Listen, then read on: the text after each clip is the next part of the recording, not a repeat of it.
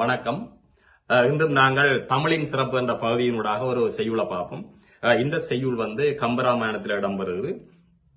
கம்பராமாயணம் கம்பரால பாடப்பட்டன்னு தெரியும் உங்களுக்கு.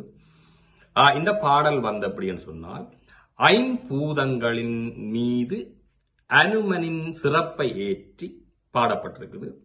அந்த பாடப்பட்ட எப்படின்னு சொன்னால், ராமனுடைய பணிப்பின் பேர்ல அனுமர் சீதை இருக்கின்ற திசையை நாடி இலங்கையை நோக்கி சென்று அங்கு அசோகவனத்தில் சீதையை கண்டு அந்த அசோகவனத்திற்கு ஆத்திரத்தின் உச்சத்திற்கு சென்று அந்த அசோகவனத்திற்கு தீ மூட்டிய வரலாற்றை இந்த பாடல் எடுத்து சொல்லுது.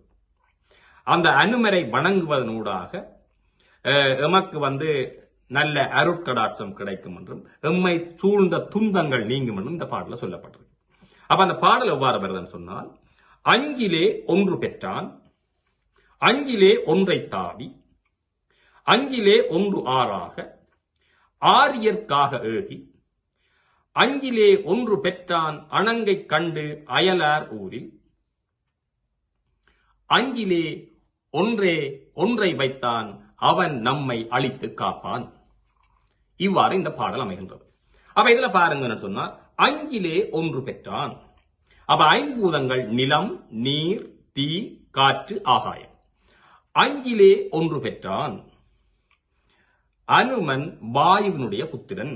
அப்ப ஐம்பூதங்கள்ல காற்று வந்துட்டது, காற்று வாயு.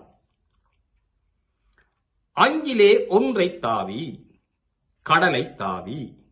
அங்க கடல் நீர் குறிப்பிடுது, நீரை குறிப்பிடுது. அப்ப ஐம்பூதங்கள்ல நீரும் வந்தது.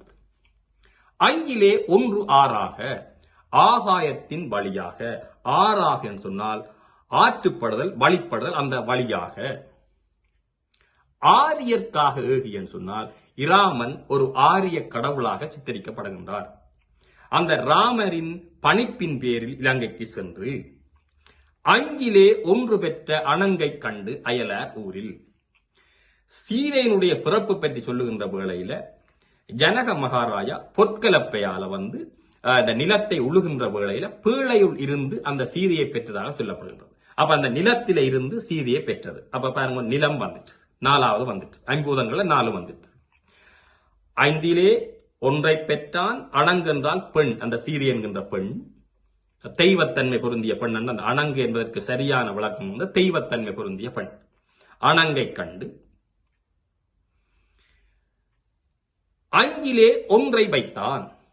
அது தீ. ஐந்தாவது விடயம், ஐம்பூதங்கள் ஐந்தாவது தீ. தீயை வைத்தான், அந்த அசோகவனத்திற்கு தீயை வைத்தான். அவன் நம்மை அழித்து காப்பான். எத்தகைய துன்பம் வந்தாலும் அனுமரை வணங்குவதன் மூலமாக ஊடாக எங்களுடைய துன்பங்கள் யாவும் நீங்கும் என்று இந்த பாடலில் சொல்லப்பட்டிருக்கின்றது. அப்ப இந்த பாடலை மீண்டும் ஒரு முறை பார்ப்போம். அஞ்சிலே ஒன்று பெற்றான், அஞ்சிலே ஒன்றை தாவி, அஞ்சிலே ஒன்று ஆறாக, ஆரியற்காக ஏகி, அஞ்சிலே ஒன்று பெற்றான் அணங்கை கண்டு அயலார் ஊரில், அஞ்சிலே ஒன்றை வைத்தான் அவன் நம்மை அழித்து காப்பான் என்று இந்த பாடல் நிறைவு பெறுகின்றது. மீண்டும் ஒரு பாடல்ல சந்திப்போம். நன்றி.